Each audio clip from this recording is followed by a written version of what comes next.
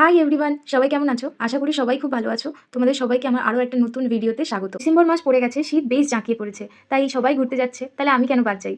আমিও সেই দিনকে আমার পুরো পরিবারকে নিয়ে বেরিয়ে পড়েছিলাম ঘুরতে। যাওয়ার কথা ছিল নীলাঞ্জনা পার্কে। তোমরা যারা যারা হাওড়ায় থাকো তারা জানো যে নীলাঞ্জনা পার্ক হাওড়াতেই আছে।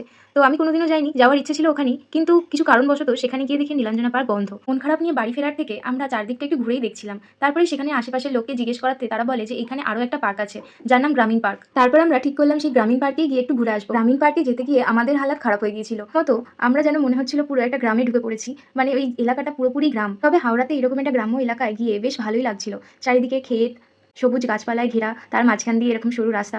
ভালো তো লাগছিল, কিন্তু একটু ভয়ও লাগছিল, কারণ দেখো একদিকে ছিল খাল আর একদিকে ক্ষেত, মানে যেদিকে একবার চাকা চলে যাবে আর উঠতে পারবো না। কিন্তু ভয় নিয়ে আমরা সেই রাস্তা দিয়ে গিয়েছিলাম। দেখতে পাচ্ছ তোমরা সেই দূরে একটা টোটো, প্রায় 2 থেকে 3 কিলোমিটার যাওয়ার পরে আমরা সেই গ্রামীণ পার্ক খুঁজে পেয়েছিলাম। এদিকটা পুরো নির্জন এলাকা ছিল, এত দূরে এত ভেতরে এই পার্কটা অবস্থিত যে আমরা তো ভাবছিলাম হয়তো খুব সাধারণ একটা পার্ক হবে। তবে পার্কের ভেতরে ঢুকে এটাই মনে হলো যে না, আমরা এসে ভুল করিনি। সত্যি পার্কটা ভীষণ সুন্দর ছিল আর অনেক বড় এলাকা নিয়ে ছিল। এখানে এটা অ্যাকচুয়ালি পিকনিক স্পটও। এসে দেখি আমরা ছাড়াও এই পার্কে অনেকে আছে আর অনেকে পিকনিক করতে এসেছে। তোমরাও যদি যেতে চাও এই গ্রামীণ পার্কে পিকনিক করতে, তোমরা অবশ্যই যেতে পারো। তবে এখানে কোনো বাস বা বড় কোনো গাড়ি ঢুকবে না।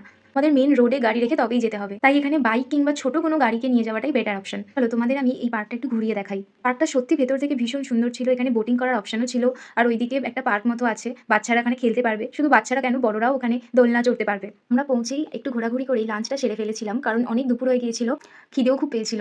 আর খাবারে ছিল লুচি, আলুর দম, মিষ্টি, বাড়ি থেকে করে নিয়ে যাওয়া হয়েছিল। খাওয়া দাওয়া শেষ করে আমরা সবাই একটু ফটো ভিডিও ক্লিক করছিলাম। পুরো পিকনিক স্পটের মধ্যে আমার এই জায়গাটা খুব ফেভারিট লেগেছে। এদিকটা কি সুন্দর, চারিদিকে সবুজে সবুজ, তার উপরে ওভারব্রিজ, নিচে আছে ঝিল।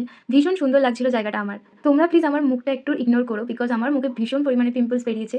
তারপরে আমরা একটু চারিদিকটা ঘুরে দেখছিলাম। চারিদিকটা আর কি বলি, ভীষণ সুন্দর আর সবুজে সবুজ, চারিদিকে কি সুন্দর সুন্দর ফুল গাছ লাগিয়েছে। এখানে একটা জায়গা খালি দেখে আমরা ভাবলাম একটু ব্যাডমিন্টন খেলে নিই, তাই আমি আর মা খেলতে স্টার্ট করেছিলাম। খেলা জমার আগেই আমাদের কক খালি গাছের মধ্যে ঢুকে যাচ্ছিল। আমরা যেখানটা খেলছিলাম তার ঠিক পাশেই হচ্ছিল প্রি ওয়েডিং শুট। ভীষণ সুন্দর জায়গাটা, তাই তোমরা যারা যারা ভাবছো যে প্রি ওয়েডিং শুট করার জন্য জায়গা খুঁজছো, বা ধরো কোনো ডান্সের শুট করবে বলে জায়গা খুঁজছো, তোমরা কিন্তু এখানে অবশ্যই যেতে পারো। আমি এটা কোনো প্রমোশনাল শুট করলাম না, আমি জাস্ট বললাম যারা কম খরচে আর কাছাকাছির মধ্যে শুট করার জায়গা খুঁজছো, এটা কিন্তু একদম ভালো জায়গা।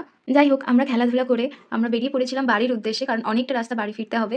তো আজকের ভিডিও কেমন লাগলো অবশ্যই তোমরা জানিও। আবার দেখা হচ্ছে নেক্সট ভিডিওতে। ততক্ষণের জন্য টাটা বাই। আর তোমরা সাবস্ক্রাইব করতে ভুলো না।